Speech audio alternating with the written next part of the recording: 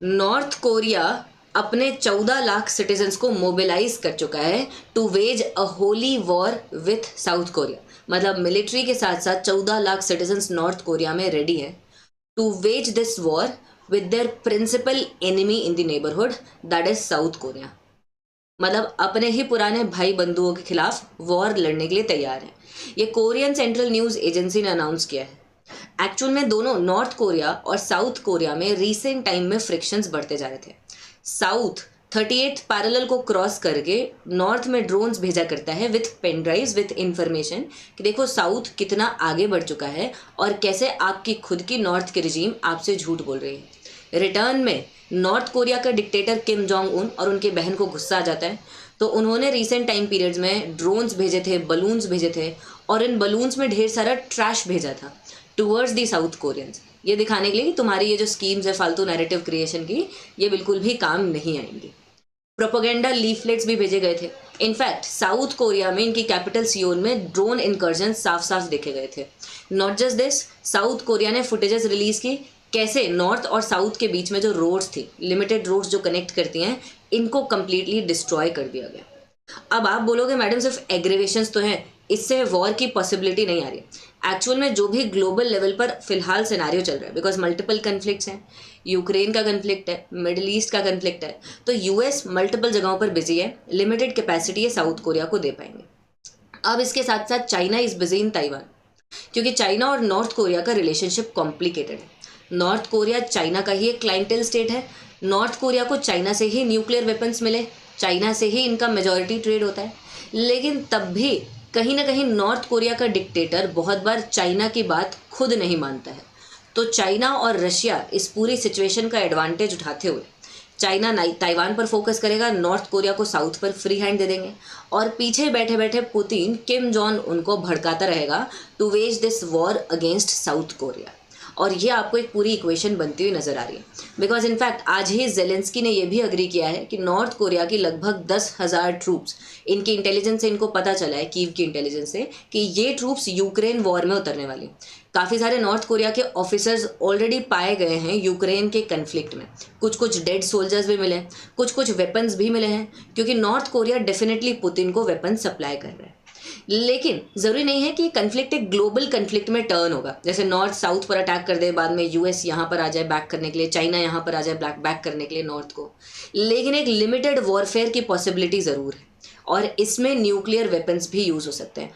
आज हम इस पॉसिबिलिटी को समझेंगे, साथ साथ ये भी समझेंगे वर्ल्ड के ऊपर क्या इसका इम्पैक्ट हो सकता है, भारत पर इसका इकोनॉमिक इम्पैक्ट स्पेसिफिकली क्या हो सकता है।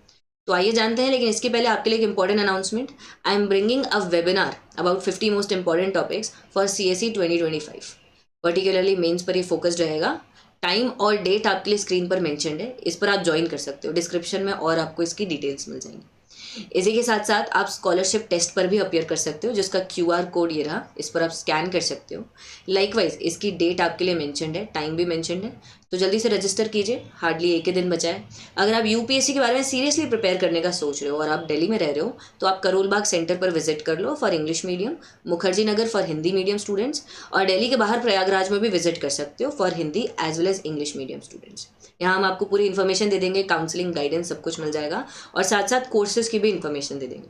अगर आप सेंटर्स पर विजिट नहीं कर सकते हो तो आप वीडियो के डिस्क्रिप्शन में लिंक है, उस पर इंक्वायर कर लो, उससे आपको पता चल जाएगा कि हम आपको सिर्फ फाउंडेशन प्रोवाइड नहीं कर रहे हैं, कॉम्प्रिहेंसिव चीज़ें हैं, क्लासेस, करंट अफेयर्स, CSAT, ऐसे मेंटरशिप, गाइडेंस, सब कुछ आपको यहाँ पर, test series in fact for practice मिल जाएगा। और अनअकैडमी ऐप भी ऐसे इंस्टॉल कर सकते हो for free content by clicking the link in the description below. Actual में जितना भी लिमिटेड वॉरफेयर की पॉसिबिलिटी है, ये येलो सी की तरफ होगा।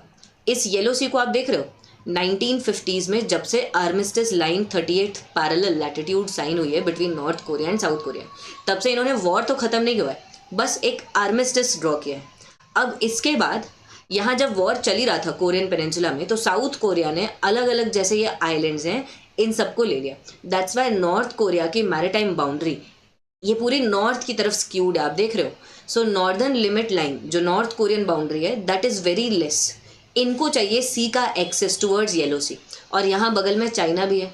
तो अगर US कुछ भी इस एरिया में एज सच करने की कोशिश करता है, particularly towards the South Korea sea का टेरिटोरियल लिमिट, तो यहाँ पर चाइना फटाफट से एक्टिव हो जाता है।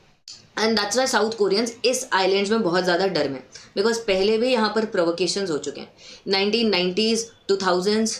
नॉर्थ कोरिया और साउथ कोरिया के बीच में इसी नॉर्दर्न लिमिट लाइन के बियॉन्ड, ये आप देख रहे हो north Korea military and economic zone, ये लाइन दोनों ही नॉर्थ और साउथ एक तरीके से शेयर करते हैं।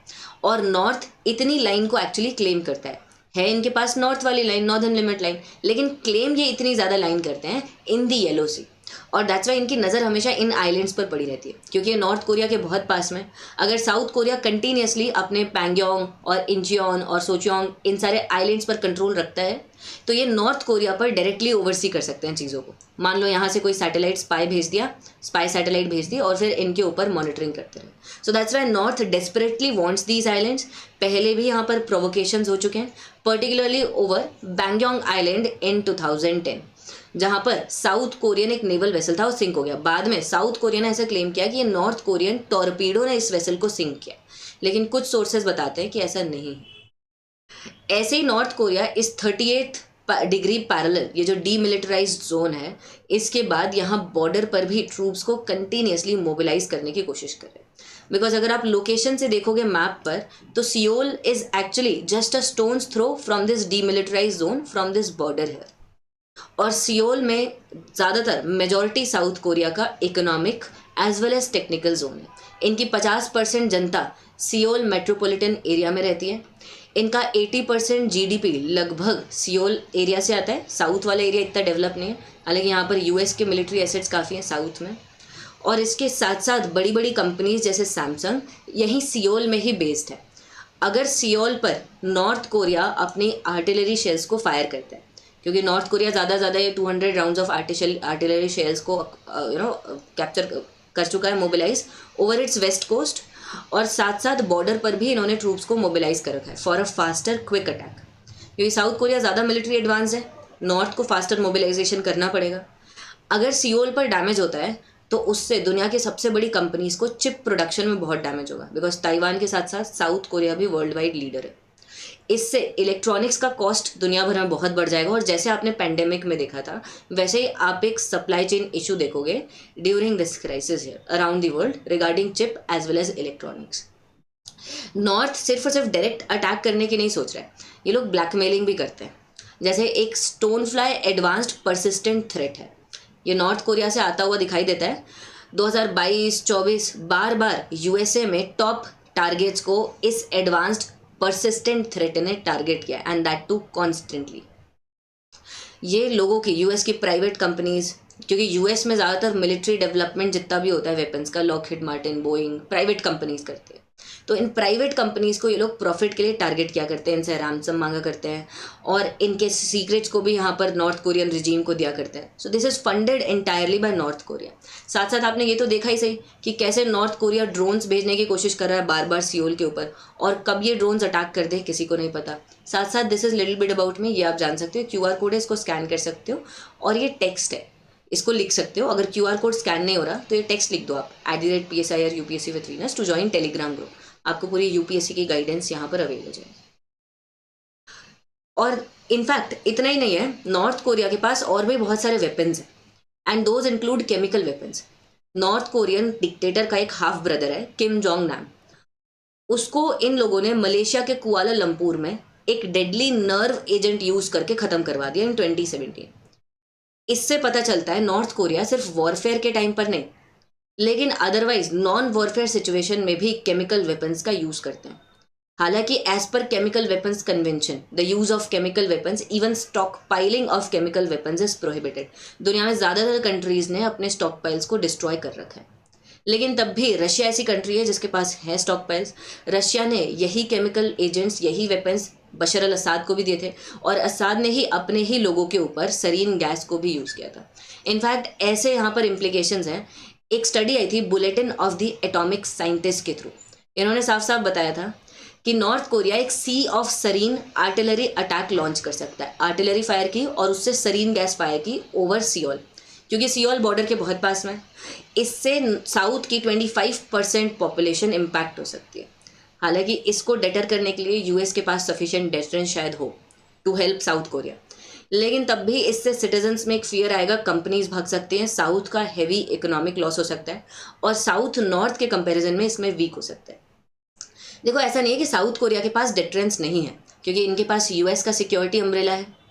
जैसे यूएस इनको additional ballistic missile defence provide करता है, पेट्रियट मिसाइल्स प्रोवाइड करता है और इसके साथ साथ और भी ऐसा सपोर्ट प्रोवाइड करता है। जैसे दोनों ही यूएस और साउथ मिलकर स्पाई सैटेलाइट्स लॉन्च कर रखे हैं, ये आप देख रहे हो, ऐसे ही एक स्पाई सैटेलाइट का लॉन्च था 2023 में। इनफैक्ट इन्होंने डिसाइड किया 2025 से अब हम और सैटेलाइट्स को लॉन्च करेंगे, those will be spy satellites जो कंटिन्यूसली नॉर्थ कोरिया को देखेंगे। जैसे ही नॉर्थ कोरिया मिसाइल फायर करेगा, बॉर्डर के अक्रॉस कुछ भी ट्रूप मोबिलाइजेशन करेगा, कुछ भी प्लानिंग करेगा, इमीडिएटली पता चल जाएगा और तभी यूएस के पेट्रियट मिसाइल डिफेंस सिस्टम, जितने भी फाइटर एयरक्राफ्ट्स हैं, जितने भी साउथ कोरिया में एसेट्स हैं, वो सारे एक्टिव हो जाएंगे। इसी के साथ साथ इन लोगों ने स्पेस डोमेन में एक एक्सरसाइज भी कंडक्ट की थी, table top exercises for producing joint capabilities. लेकिन ये गैप फुलफिल होता हुआ दिखाई दे रहा है। देखो साउथ कोरिया को यूएसए ने जैवलिन मिसाइल्स प्रोवाइड कर रखी है, ये एक एंटी टैंक वेपन सिस्टम है। यूक्रेन ने इनिशियल स्टेजेस ऑफ वॉर में इसको यूज़ किया था। रशिया के टैंक्स बढ़ रहे थे यूक्रेन की तरफ, अब रशिया के टैंक्स रॉबस्ट तो है लेकिन काफ़ी हैवी होते हैं, ये इतने मोबाइल, ये इतने फ्लेक्सिबल नहीं होते।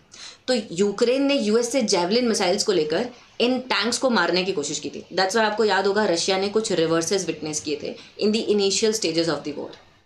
साउथ कोरिया के पास सेम मिसाइल्स हैं, लेकिन अब नॉर्थ कोरिया रशिया के यही एंटी टैंक मिसाइल गैप को फुलफिल करने के लिए इनको बलसे 4 प्रोवाइड कर देता है। बलसे 4 का काम बिल्कुल जैवलिन जैसा है, तो इससे रशिया को यूक्रेन के अंदर एडवांटेज मिला। अगर जैवलिन इस तरफ आ रही है तो ये लोग भी यूक्रेन के टैंक्स और यूक्रेन के एसेट्स को बलसे 4 से उड़ाते गए। इससे रशिया के पास एडवांस्ड कैपेबिलिटीज़ आ गई। अब आपको क्या लगता है रशिया कैसे नॉर्थ कोरिया को इसमें रिवॉर्ड करेगा? क्योंकि नॉर्थ कोरियन डिक्टेटर और पुतिन के रिलेशंस जब से वॉर डिक्लेयर हुआ है तब से काफ़ी अच्छे हो गए हैं। In fact Kim Jong Un Russia भी गए थे, उसके बाद वापस आए, उसके बाद इनकी डोमेस्टिक जनता का इनको हाई रिसेप्शन भी मिला अच्छा। So all of these things are developing here. अब रशिया एक्सपेक्टेड है कि ये भी नॉर्थ कोरिया को रिवॉर्ड करेंगे through the help of some fighter jets and aircraft, क्योंकि यूएसए ने साउथ को अपने F-35A स्टेल्थ फाइटर जेट्स दे रखे हैं 2014 से। इनफैक्ट और ज़्यादा अक्वायर कर लेगा साउथ कोरिया बाय 2028। लेकिन जब रशिया नॉर्थ कोरिया की बैकिंग कर रहा है तब थ्रेट आपके लिए और इंक्रीज हो जाता है, क्योंकि वैसे तो नॉर्थ कोरिया के पास एसेट्स बहुत पुराने हैं। जैसे सबमरीन्स के केस में देख लो, South Korean submarines are much more advance, North Korea की सबमरीन्स पुरानी है, क्योंकि चाइना ने नॉर्थ कोरिया को उतना ही सपोर्ट दिया है जितना कि नॉर्थ कोरियन रिजीम सर्वाइव कर सके। लेकिन अगर इस इक्वेशन में रशिया आ जाता है तो थ्रेट और ज़्यादा बढ़ जाता है, क्योंकि Russia north Korean dictator Kim Jong Un को भड़का रहा है और रिटर्न में किम जोंग उन पुतिन को वॉर में हेल्प करने की कोशिश कर रहे हैं। और इससे फुल स्केल वॉर नहीं तो limited warfare for the islands of Yellow Sea ज़रूर डेवलप हो सकता है, specifically when there are gaps in the nuclear capabilities of both countries। देखो नॉर्थ और साउथ के बीच में जो भी बॉर्डर है 38th पैरेलल अगेन, यहाँ पर अगर नॉर्थ कोरिया अपने न्यूक्लियर वेपन्स, न्यूक्लियर एसेट्स को यूज़ करता है, क्योंकि north multiple times nuclear testing कर चुका है और साउथ के पास न्यूक्लियर एसेट्स हो सकते हैं through the help of USA, लेकिन इन लोगों ने इकोनॉमिक ग्रोथ, इन लोगों ने टेक्नोलॉजिकल ग्रोथ पर ज़्यादा फोकस किया है over a period of years. तो मिलिट्री इनफैक्ट लिमिटेड वॉरफेयर की पॉसिबिलिटी में अगर नॉर्थ अपने टैक्टिकल न्यूक्लियर वेपन्स को यूज़ करता है, इन दैट केस साउथ के लिए अपने आप को डिफेंड करना और फिर नॉर्थ पर वैसा ही डिटरेंस का अटैक करना डिफिकल्ट हो जाएगा। ये आप देखो 2023 में ऐसा ही एक टैक्टिकल न्यूक्लियर बॉम्ब है जो नॉर्थ कोरिया ने टेस्ट किया था। So these are all the risk here. और नॉर्थ कोरिया इनफैक्ट एक न्यूक्लियर सुपर पावर बनने की स्पीड में है।